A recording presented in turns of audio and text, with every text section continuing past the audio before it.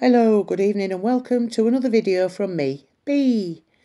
I hope you've all had a good week. I know I have, because my cold is finally in the departure lounge with its suitcase, ready to fly back to wherever it came from. So farewell cold and don't visit again. Right, on to this week's video. I've compiled true accounts tonight, sent to me by friends via email, and I've also included one of my own accounts. In with all this is an exclusive.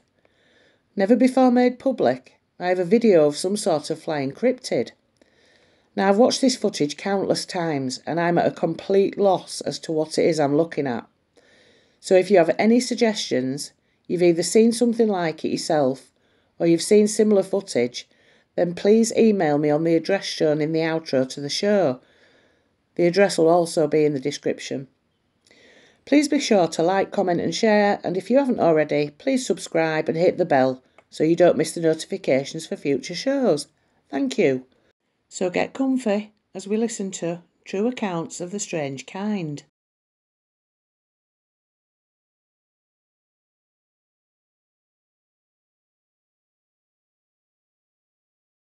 The first three accounts tonight come from a YouTube chat friend, Darren.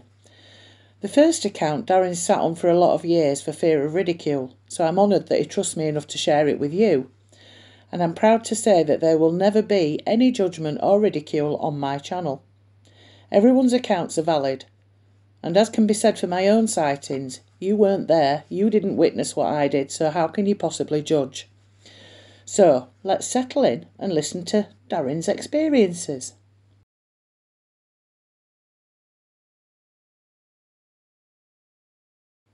It was 1977 and I was 12. Round our way we used to do a daft thing we called bonfire night singing. In the week leading up to Guy Fawkes Night on the 5th of November, as well as a penny for the guy, we used to knock on doors with the guy, singing the standard fireworks advertisement song. On this occasion we'd earned enough for stuff from the ice cream wagon. Being someone who hated the argy-bargy of kids queuing, I sat on the grass verge nearby, till my mates had all done. As I sat there was a full moon, and I sat gazing at it. As I did so, I noticed a dark thing appear on the right-hand side of it. The year before, I'd been camping in Cornwall during the famous heatwave of 1976 and witnessed a plane cross the moon, something I've witnessed once since, and considering I live right next to Manchester Airport, you'd expect it was a common occurrence. So I thought I was seeing a plane cross the moon again. As I watched, I realised it was no plane. It was far too slow. Plus, it was now like a crooked stick, very slowly passing the moon. As I sat watching, I was fully aware that my mates had got their stuff and were walking away. After a bit, the twig-looking thing slowly became a stick man, in the shape of what I can only describe as someone being crucified, but without the cross. There was no cross, just the shape of a body like it had been crucified. Just like you see on a crucifix, legs bent together, arms outstretched, and head tilted to one side. It travelled slowly from right to left, and when it was in the middle it was within the parameters of the moon, i.e. there was a small gap between the edges of the moon and the extremities of whatever it was. The whole thing lasted 2 or 3 minutes. As the full image appeared to cross the face of the moon, it got to the point where the body drifted out of sight, and all that was left was the arm, which would be, I suppose, the left arm of whatever it was. I decided to get up and run and tell the ice cream man what I'd just witnessed. I always remember he was wiping down the counter as I approached him. My mates were well away by then. He looked up and the left arm was still visible. He watched it for around 20 seconds before it just drifted off. He defo saw it, but just brushed it off as a branch of a tree. There was no tree anywhere near. I kept this quiet until I was in my mid-20s, and have only ever told this story to a handful of people. I'm trusting you with it now. Sincerely, Darren. So what was it that Darren witnessed that night? There were no trees in the vicinity, and the view of the moon was clear. So what passed across it? If anyone watching this has either an explanation or a similar account, then please feel free to email me and I'll pass it on to Darren. Thank you.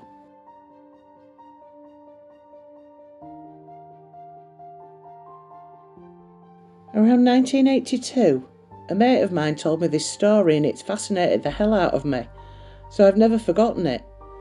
A few years back I was reacquainted with my friend who I hadn't seen for a few years, and I asked him about it. He told me the exact same story he told me all those years ago, and he insisted it was all true and it really did happen.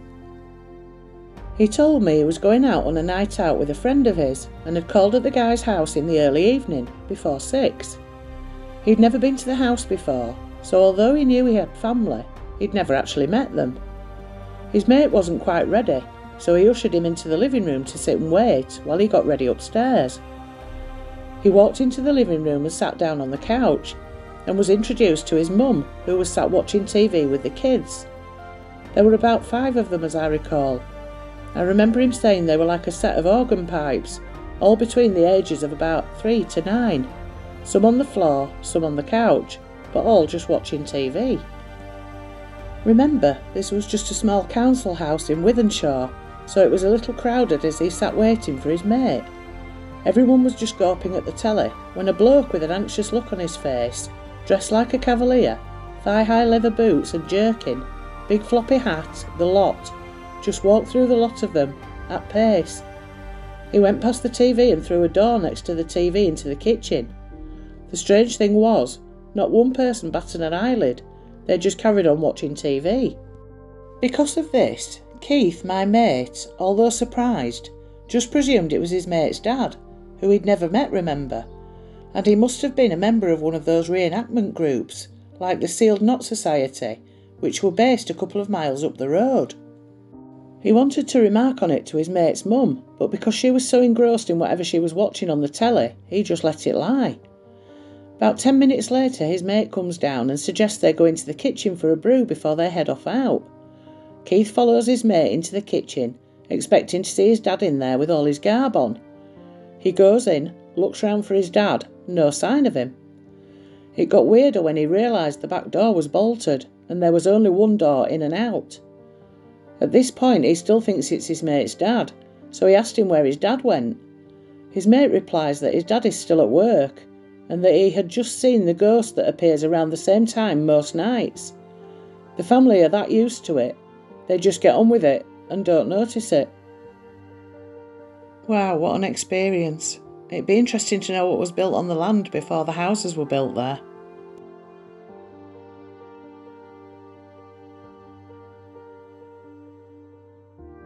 About 5 years ago, I was at the house of a friend of mine. It was an old Victorian terrace on the outskirts of Manchester. We're both musicians and we were writing and recording stuff in his cellar that he'd converted into a basic recording studio. On this particular day, we were down in the cellar and my mate's phone rang, so he went upstairs to take it. I sat in the cellar just messing around on the guitar while he took his call. After a bit, I decided to roll a cigarette and go outside to smoke it. I rolled the ciggy and started to make my way upstairs to the kitchen at the top. I had gone no more than 2 steps up when I heard the distinct sound that anyone over a certain age would recognise: shoe segs, the metal studs people used to put on the soles of work boots, being scraped on a stone floor coming from the room I'd just left. I stopped, went back down and into the room thinking it was my mate's dog that had somehow got in there without me seeing. I went back into the room and there was no sign of his dog. The cellar was only one room and very small and crowded with musical equipment, and there was nowhere for anything to hide, let alone a bloody big clumsy Labrador. After I'd looked round, I went back to the foot of the stairs and closed the big heavy soundproof door behind me, leaving it slightly ajar. I started making my way upstairs when all of a sudden, halfway up, I hear really loud heavy footsteps come running from inside the room and up the stairs behind me. I turned to see what it was, but there was nothing there. I'll be honest, I ran up the stairs screaming expletives, and as in the way with most horror films, the bloody door wouldn't open for some reason, leaving me in sheer panic till it finally opened, whereupon I ran straight through the kitchen and out of the back door. I sat in the little garden white as a sheet and shaking, taking deep nervous draws on my cig. It was the most terrifying thing I've experienced in my life. It was only when we went back down there did it occur to me his cellar was carpeted, and so was his stairs. The sound I heard was unmistakable, really heavy footsteps running on a stone floor. Very ghostly indeed. I think I'd have been a bit scared as well, and I'd have certainly been swearing.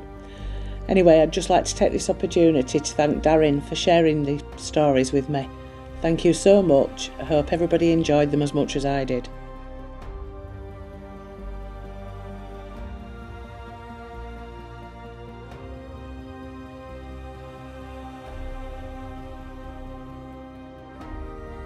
What you're about to witness here has never been seen before, and I'm thrilled that I'm able to share it with you. It's a video of something flying in the sky in America. The lady who filmed it sent it directly to my friend as she'd filmed it, and he sent it to me. So it's only been in 2 lots of hands before it's got to me. So I'm chuffed that I can show you it here. Now, the first video is how it was sent to me, and it's really difficult to pinpoint what you're looking at because it's fast, it's on and off the screen, there's a lot of sky. For the second part, I decided to cut out all the sky shots and slow it down so you can just look at what it is that's in the sky. Here's the original video first, see what you make of it.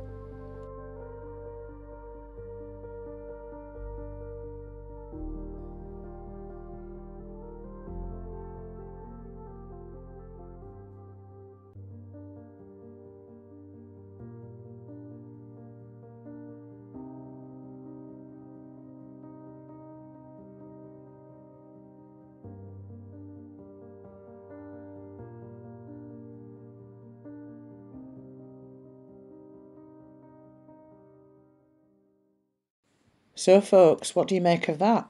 Are you as fascinated with that as I was when I first saw it? So the next thing was to slow the video down and take out a lot of the sky shots, which when the video slowed down there's an awful lot of sky. So to save you having to stare at that for countless minutes, I've clipped the video so you can actually see whatever this is that's flying through the sky. Here's the video.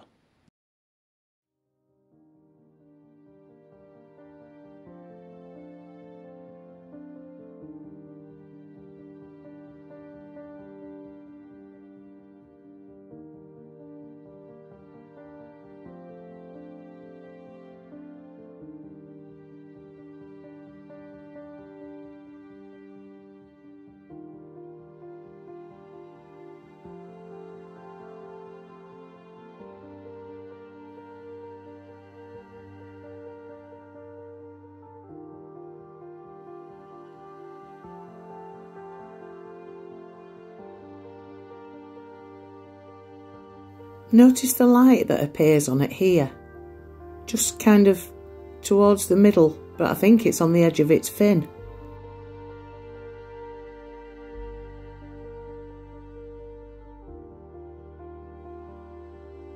I did actually wonder at this point that the 2 lights that you can see at the bottom were lights, but actually they're not. I think it's where you can actually see through its body.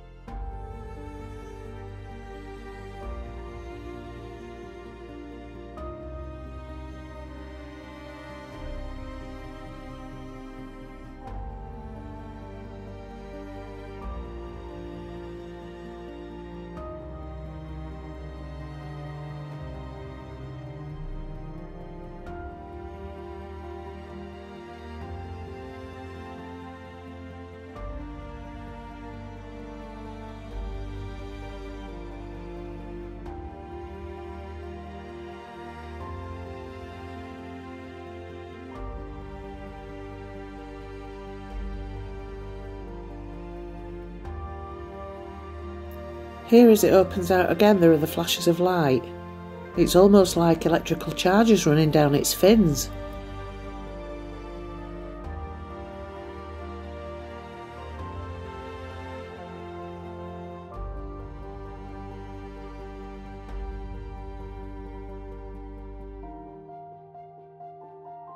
The lights appear to come on as it begins to unfurl itself.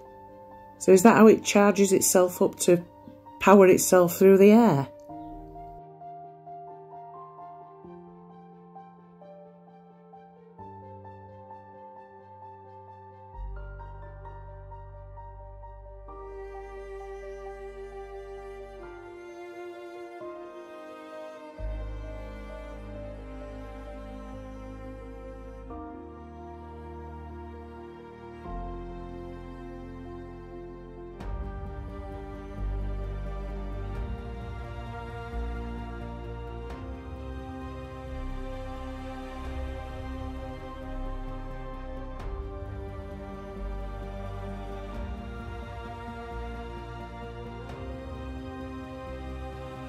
As it opens itself out here, you can almost make out what looks like flesh. So to me it's definitely organic, whatever it is.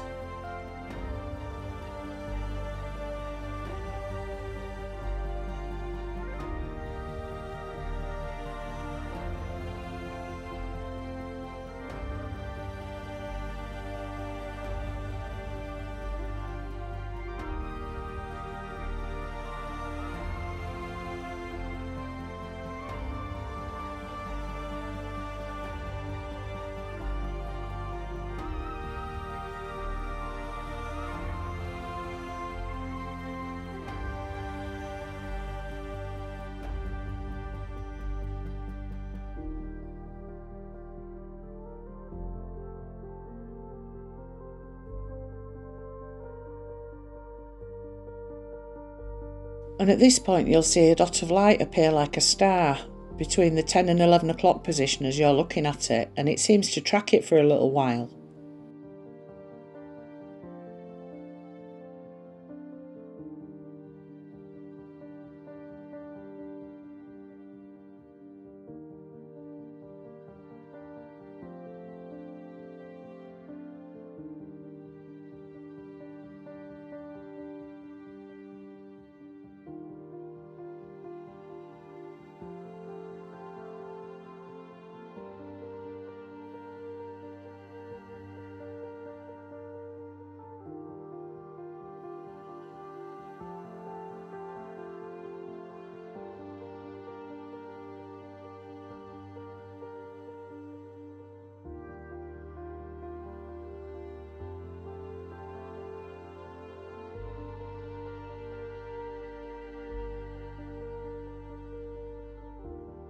And again here as it begins to open out we see that flesh looking quality to it.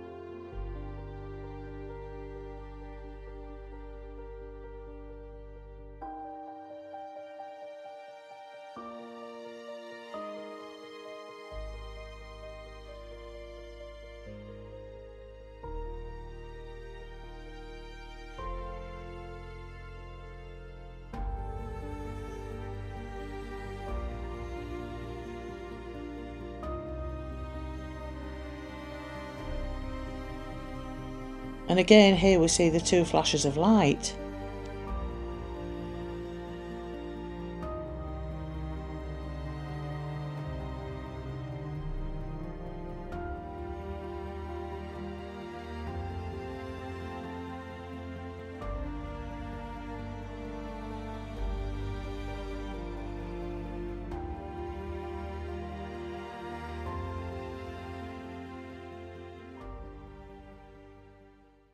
So there you have it, a never before seen exclusive, and I still, having watched it again and having put the video together, I still do not know what I'm looking at, so any ideas, let me know.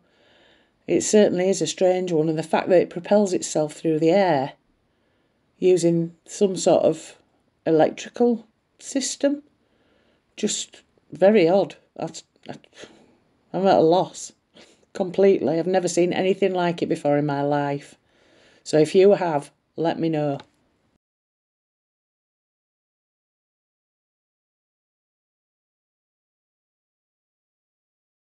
I was chatting via email with a new friend, Kane, and we were swapping strange stories, and this was in his email. Strangely enough, I had a very weird experience last Saturday whilst doing my vlog at Tegsnose Park. I did my video and walked over to the ticket machine to pay for my car parking fee. As I got there, a guy was stood staring at me. I nearly fell over. He was about 6'9" and very thin and narrow. His face was thin, olive complexion, and he just stared. So anyway, I started to leave the park and thought nothing more of it. But as I drove down the hill, there was this guy walking like a robot. Very unnatural. He just stared straight ahead. It was weird. So I carried on down the hill and it was bugging me why this guy was walking in that robotic way. So I turned round and parked up waiting for him to pass my car. He eventually came running down the hill and blow me down, he saw me. Then he dived behind a lamppost and then he stood hiding for a good few minutes. It was so off the scale. What do you think? Regards, Kane. Well, I didn't know what to make of that at all. It's just 2 weird experiences in one day. I emailed Kane back and his reply was, "Hi Deborah, thank you so much for your reply. To be honest, I'm still at a loss as to what I felt when I saw these 2 people. My feelings and intuition were really running wild after I saw them. The tall thin guy just stood staring at me looking down. I swear he didn't look right at all. The other bloke on the hill really acted so strangely. I know I've experienced something completely new to me. This is a new arena and I'm going to be looking out seriously for these human, aka hybrids. I'll contact you as soon as anything strange happens again. Regards, Kane."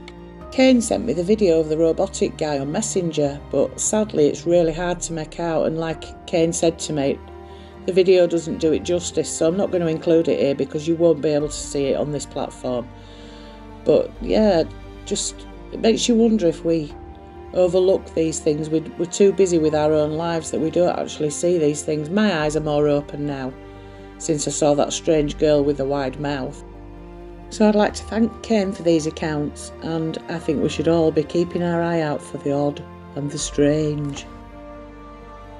And serendipity strikes again. Just as I'm looking for another story to finish up this video, I receive an email from Darren. So here's the email. Bear with me, there are different levels to this story that need explaining, not just the event itself. I had this memory for years that one of my older brothers had told me he had an experience on his way home from work.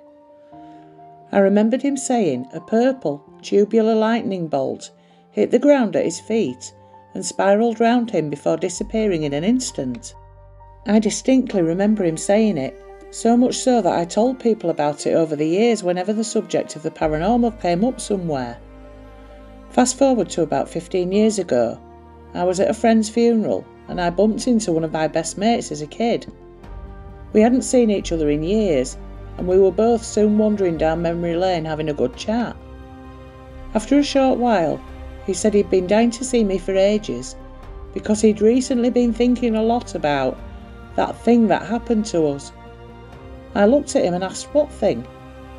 "That purple lightning thing on Woodhouse Lane." Straight away I said, "That was my brother it happened to." He looked at me and said, "No it wasn't. It was me and you on the way home from Sharston Baths. Don't you remember it? The sky went weird before it happened." As he said this, the whole thing came flooding back to me like something had been triggered. When he said the sky went weird, I remembered every single detail of it, and yet I had no memory of it prior to this, because like I've said, I was convinced it happened to my brother, not me. He was right. We were walking home from swimming when we both noticed there was something weird about the sky. That bit I couldn't begin to describe. It was as much to do with feeling weird as opposed to just looking weird, which it did. Suddenly, this purple tubular light came down out of nowhere, hit the ground and spiralled upwards around both of us before disappearing. We both looked at each other, terrified, and ran home without saying a word. He ran in his house and I ran in mine. This last detail was one memory that I did have before speaking to him that day. Both running home scared and running into our houses without saying a word, but I could never remember what we were scared about. I've often thought of going under regression hypnosis to get to the bottom of it, because I'm convinced there was more to it than just what we witnessed, i.e. false or implanted memories. I asked my brother about it once and he just looked at me like I was daft and said he didn't know what I was talking about. He wasn't the sort of guy to make something up, and he had no interest in the paranormal whatsoever. In fact, quite the contrary. He often used to slate me for having an interest in it. Sadly, my brother and my friend have died in recent years, so I can no longer ask them about it. R.I.P. Rod, my brother, and Eric, my friend. And again, I'd just like to take this opportunity to thank Darren for sharing his stories with me so that I could share them with you. Thank you very much. So to finish off this week's video, I thought I'd include one of my accounts. If you've read either of my books, you've probably heard it before, so please bear with me. If not, enjoy.